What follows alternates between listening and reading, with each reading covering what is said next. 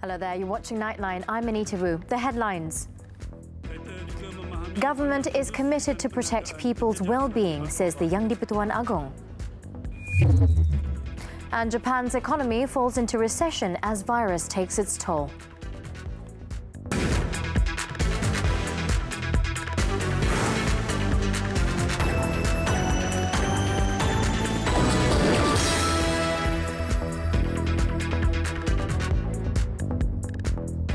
We begin with this story. Sentiment at Bursa Malaysia on Monday was boosted by the reopening of businesses, with the trading volume across the board reaching an all-time high of 11.21 billion units. Analysts said another factor which led to the high volume was higher crude oil prices.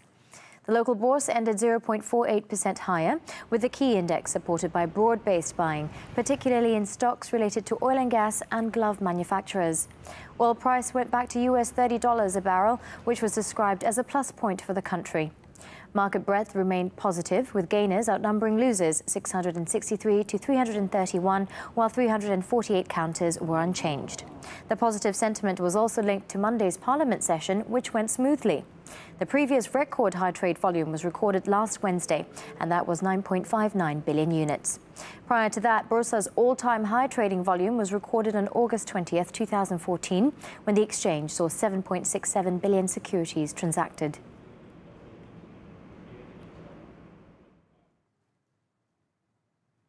In a bid to improve the Rakyat's income and well-being, the government will continue to formulate, introduce and implement various programs and initiatives to spur economic activities.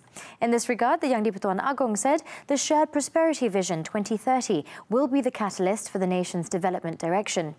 Al-Sultan Abdullah Riyayatuddin Al-Mustafa Billah Shah said the country's investment approval processes, especially for high-impact projects, should be made more efficiently and quickly. The Yang di-Pertuan Agong said this in his royal address when opening the third term of the 14th Parliament on Monday.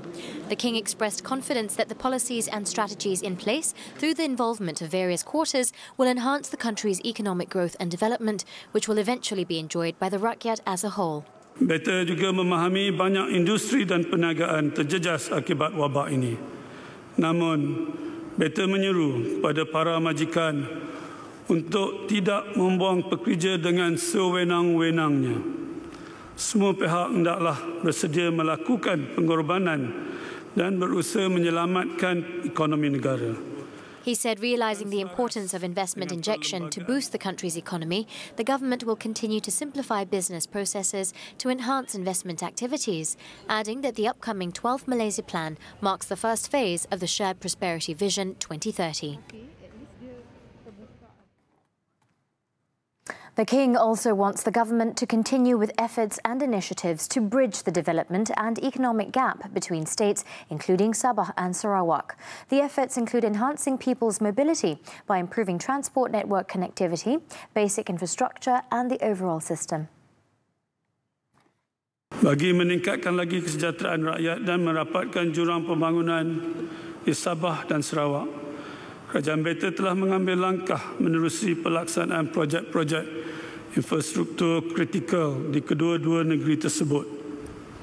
Beta berharap rakyat di Sabah dan di Sarawak akan dapat menikmati jaringan perhubungan dan kemudahan yang berkualiti dan yang lebih baik. Referring to the latest data, which showed that more than two-thirds of Malaysians are in towns, Al-Sultan Abdullah said the well-being of especially the B40s and M40s, as well as youths, should be upgraded through home ownership efforts by having affordable homes and hire purchase schemes. Touching on the government's commitment to improving access to equitable health service to the people, the King said health services in the country would be further improved by focusing on holistic prevention and treatment for the rural community, the Orang Asli and natives of Sabah and Sarawak.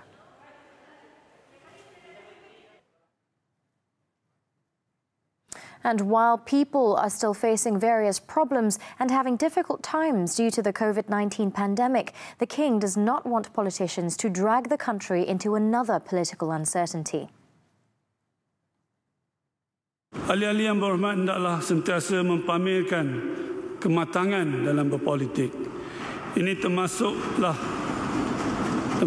menjiwai keluh kesah rakyat, membela nasib rakyat, berpegang pada prinsip keadilan, memberdayakan politik yang bersih dan tidak menyentuh sensitif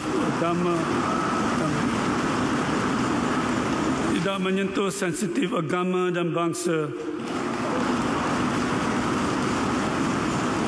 maupun kedaulatan serta kedudukan Raja-Raja Melayu. The Yang di-Pertuan Agong instead urged his government to remain committed to implementing the National Anti-Corruption Plan and called on all quarters to support this aspiration so that each and every development agenda of the country will not be eroded by corruption, graft and abuse of power. And this for the country's frontliners for their dedication and sacrifice in the battle against COVID-19. Pengorbanan mereka tidak pernah mengenal erti penat maupun takut hinggakan nyawa dan keselamatan diri sendiri menjadi taruhan demi menjaga kemaslahatan dan kepentingan orang ramai. Justru sebagai tanda penghargaan negara, marilah bersama-sama dengan beta untuk berdiri dan memberikan tepukan yang gemuruh kepada semua wira dan wirawati petugas barisan hadapan negara.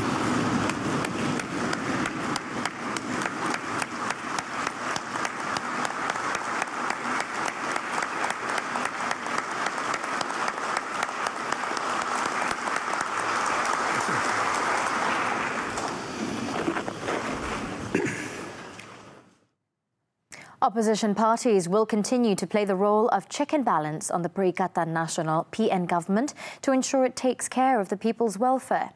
In a statement after the King's address to Parliament, they said they would ensure the PN government fulfills its policies meant to benefit the people. In a statement signed by the opposition party leaders, they also welcomed the Yang di-Pertuan Agong's message that differences of opinion should not end with insults, but withholding all forms of provocation and beliefs and values contrary to norms, customs and laws. They also acknowledged the Yang di-Pertuan Agong's concern on corruption, embezzlement and abuse of power, which could hamper development and bring disrepute to the nation.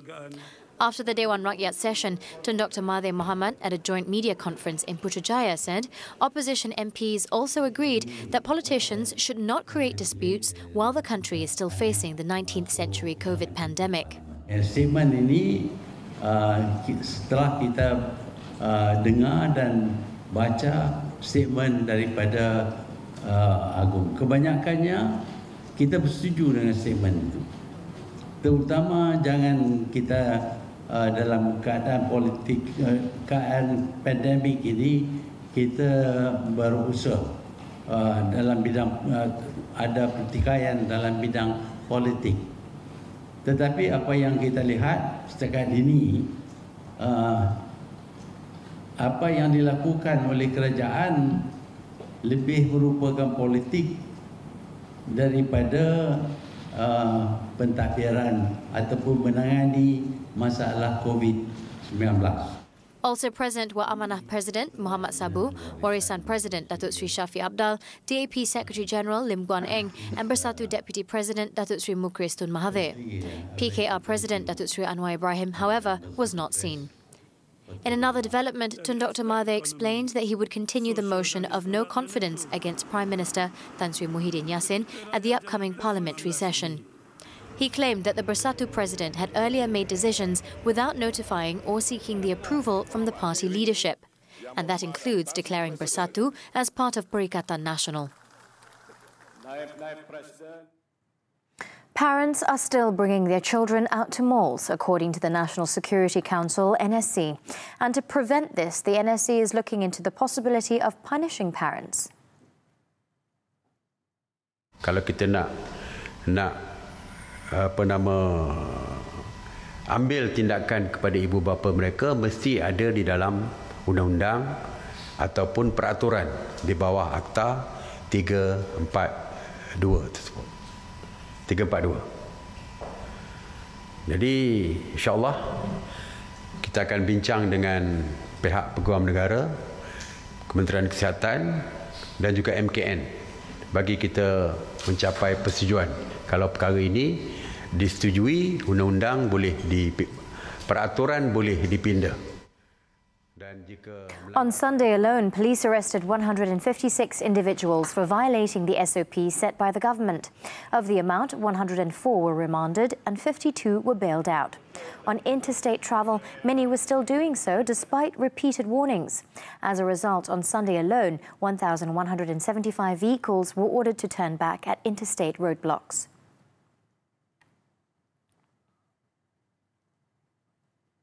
Sabah tertiary students returning from the peninsula will no longer need to be quarantined at the designated stations if they've tested negative before they flew back. The Health and Higher Education Ministries have reached an agreement to resolve the issue of Sabah tertiary students who are still stranded on university campuses in the peninsula because quarantine stations in Sabah are full. Jadi akhirnya kita membuat persetujuan bahawa sebelum mereka pulang, mereka akan dibuat swab test. Mereka akan dibuat saringan kesihatan. Yang apabila didapati negatif, mereka terus boleh balik ke negeri masing-masing, terutamanya Sabah, balik ke Sabah dan tidak dikuarantin di pusat kuarantin mereka, tetapi kuarantin di rumah dan sebagainya.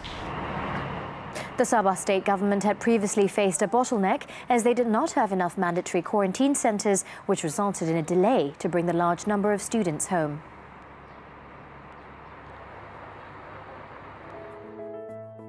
Assalamualaikum dan salam sejahtera. Apa khabar semua? Saya ingin mengingatkan 3 perkara untuk kita amalkan sebagai normal baru dalam kehidupan seharian kita. Pertama, amalkan penjarakan sosial. Pastikan jarak antara anda dan individu berdekatan adalah sekurang-kurangnya 1 meter. Kedua, keraplah membasuh tangan. Membasuh tangan dengan sabun ataupun gunakan hand sanitizer apabila kita berada di luar. Kurangkan menyentuh muka, terutamanya di kawasan mulut dan mata. Ketiga, pakai pelitup mulut dan hidung ataupun face mask apabila berada di tempat awam dan apabila mempunyai gejala demam, batuk dan sesama. Kuasa ada di tangan anda. Marilah bersama-sama pastikan Malaysia bergerak ke arah bebas COVID-19. Disiplin diri anda. Ikuti saranan Kementerian Kesihatan Malaysia.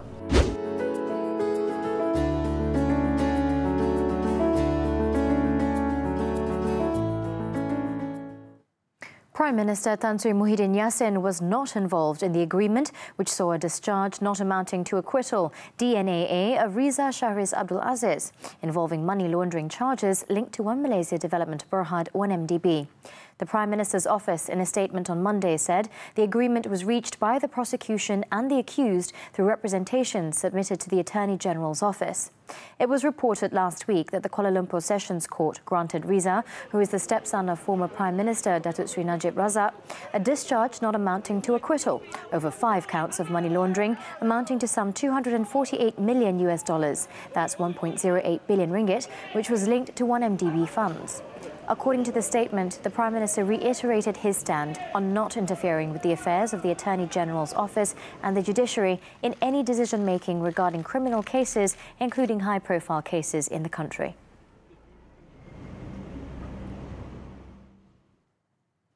New Kedah Menteri Besar Muhammad Sanusi Matnor began his first day at work at Wisma Darul Aman on Monday. The Jeneri State Assemblyman was greeted by his principal private secretary, Dato' Amir Shah Siraj, before he clocked in at 8:43 a.m. He then spent about 10 minutes speaking to the officers and staff of the Menteri Besar's office before starting his duties. Muhammad Sanusi noted that he returned to the office with bigger responsibilities on his shoulders now, as previously he had served as political secretary to the late Tan Sri Azizan Abdul Razak, who was Menteri Besar between 2008 and 2013. The Kedah Deputy Past Commissioner 1 was sworn in as the 14th Kedah Menteri Besar on Sunday. His predecessor, Datuk Sri Mukris Mahathir, stepped down from the post after losing the majority support in the State Legislative Assembly.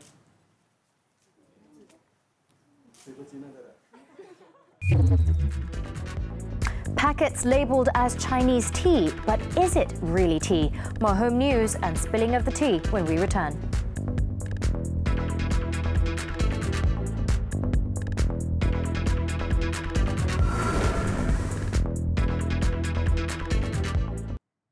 Welcome back. Still on Nightline. In Negeri Sembilan, police have crippled a drug smuggling syndicate with the seizure of 112.7 kilograms of drugs worth 7.2 million ringgit, some in packets labelled as Chinese tea. The seizure is the largest drug haul made in the state so far this year.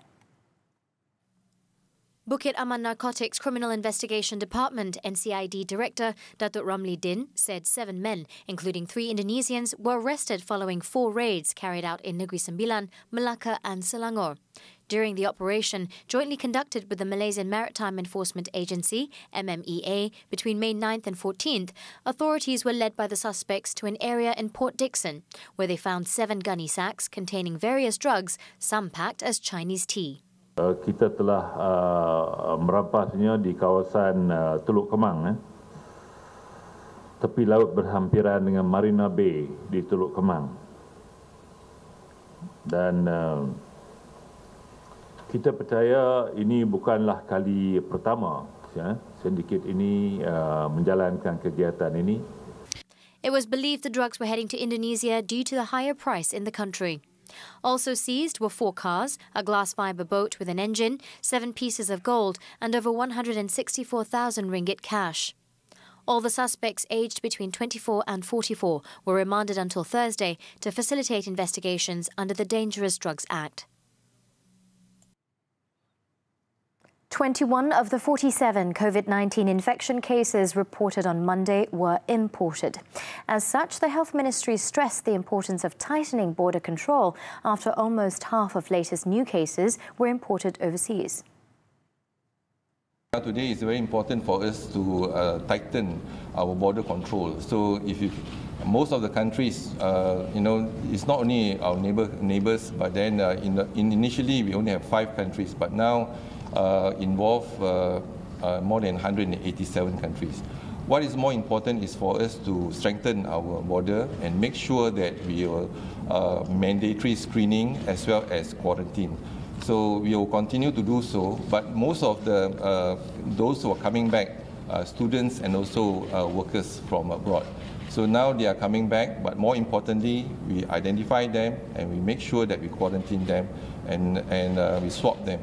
And we swab them twice, at least twice, day 1 and day 13. But in case if they have fever in between, then we'll continue to swab them as well. So I think this is a very good initiative by the government to make sure that we quarantine them and we can isolate the positive cases. While no new deaths were reported of the 21 imported new cases, all but 1 were Malaysians returning from Saudi Arabia, with the remaining from the US. As of April 3rd, 37,477 Malaysians have undergone a mandatory 2-week quarantine since their return, with 29,279 of them allowed to return home after completing the process, while 390 tested positive. Last week, the Health DG said reopening the country's borders is the last thing Malaysia will do, as it gradually eases restrictions imposed to curb the spread of COVID-19.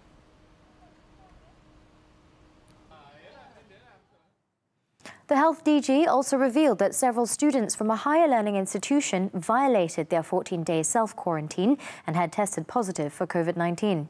He reminded tertiary students who have been sent home from their campuses to follow the quarantine SOP so as not to put in danger high-risk groups such as senior citizens, children and those with chronic illness. He said the Higher Education Ministry has allowed a total of 49,019 students back home to their families since April 27th. On interstate travel, the Health DG expressed concern about those still trying to cross state borders to celebrate Hari Raya Aidilfitri with their families.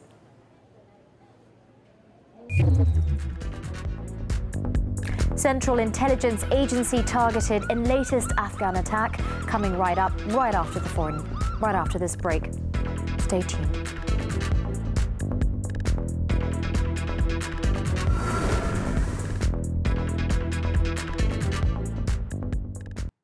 We're back with news on the foreign front. Japan's economy in the January to March period shrank an annualized real 3.4% from the previous quarter due to the global coronavirus pandemic, a significant contraction for the second consecutive quarter that pushed the world's third largest economy into recession. According to official data from the government on Monday, on a quarter-on-quarter seasonally adjusted basis, the decline was 0.9% from a 1.9% contraction in the December 2019 quarter, which was hit by a 2 percentage point hike in consumption tax. The economy is also highly likely to contract for a third consecutive quarter in the April to June period, probably falling at its fastest pace in the post-war years, with some private sector economists forecasting annualized contraction of over 20% in those 3 months. Nevertheless, the first quarter result was slightly better than economists had forecast, with expectations for a 1.1% decline. Meanwhile, Thailand's economy contracted at its sharpest pace in 8 years in the first quarter, pushing Southeast Asia's second-largest economy into recession sooner than expected, as the coronavirus pandemic hit tourism and domestic activity. The nation's economy shrank 1.8% in the first quarter from a year earlier, the deepest contraction since the fourth quarter of 2011 when there was bad flooding. According to a local economist, the outbreak impact in the second quarter will be much bigger, with the economy expected to shrink 8.8% this year. Following this, the State Planning Agency, reporting January to March data on Monday, slashed its forecast for 2020's GDP to a contraction of 5.0 to 6.0% from growth of 1.5% to 2.5% projected in February. The European Union, EU, may give an initial green light to the drug Remdesivir as a COVID-19 treatment, as it also planned to fast-tracking the drug to market amid tight global competition for resources. According to the head of the EU Medicines Agency, Guido Rassi, a conditional market authorization for the drug could also be issued in the coming days. Previously, the European Medicines Agency, EMA, had already recommended the compassionate use of Remdesivir, which allows a drug to be administered to patients even before it has been fully authorized. Apart from Remdesivir, Rassi said other possible treatments against COVID-19 that may be available fast are those based on monoclonal antibodies that can neutralize the new coronavirus that causes the illness COVID-19. In the meantime, Singapore reported another 305 new COVID-19 cases on Monday, the lowest since April 12, when 233 new infections were found. However, the Health Ministry said in a statement that the lower number of cases on Monday was partly due to fewer tests being processed. To date, Singapore has identified 28,343 COVID-19 infections, and as of May 17th, there had been 22 deaths related to the illness. Over in Indonesia, 496 new confirmed cases were reported on Monday, bringing the total number of infections in the country to 18,010. The government spokesperson for COVID-19 related matters, Ahmad Yuryanto, said there were almost 43 new deaths, taking the total number of fatalities to 1,191.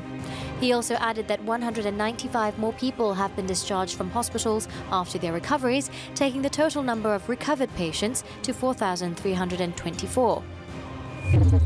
Meanwhile, Spain aims to reopen borders to visitors around the end of June as its coronavirus lockdown fully unwinds.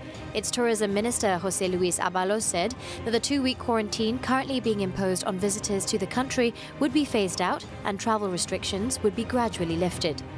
It is understood that Spain is dependent on tourism and it accounts for 12% of the country's economic output. The coronavirus pandemic has so far claimed 27,563 deaths in the country, one of the highest death tolls in Europe. In Afghanistan, 9 people were killed in a car bomb attack targeting an Afghan intelligence agency installation in the eastern province of Ghazni. 40 others were injured in the attack. The Taliban claimed responsibility for the attack. Most of the victims are intelligence personnel.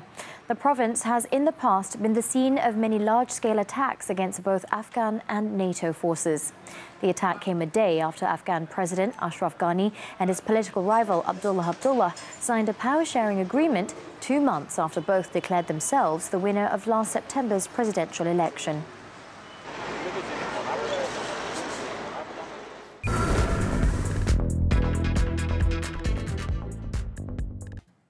Let's have a quick look at the highlights in Malaysia's main newspapers awaiting you Tuesday, May 19th. New Straits Times underlines the Yang di-Pertuan Agong's stern reminder to politicians not to drag the country into another political uncertainty. Harian Metro, meanwhile, highlights the King's confidence in Prime Minister Tan Sri Muhyiddin Yassin. Whereas Berita Harian focuses on the royal address at the opening of the third session of the 14th Parliament. And over at the Malaysian Reserve, 3 years minimum for market to absorb Johor overhang homes. Do get your copies today or subscribe to the e-paper. Looks like that's it for Nightline, but before we wrap, let's give a little uplifting news. In Brazil, a gym instructor, Ivan Nascimento, has brought local residents in the district of Brasilandia out from their homes and onto their balconies to get some exercise, as he hosted an outdoor workout session at his rooftop for neighbours amidst the coronavirus pandemic. Let's have a quick look. There's some inspiration. I'm Anita Wu. Thank you for tuning in. Good night.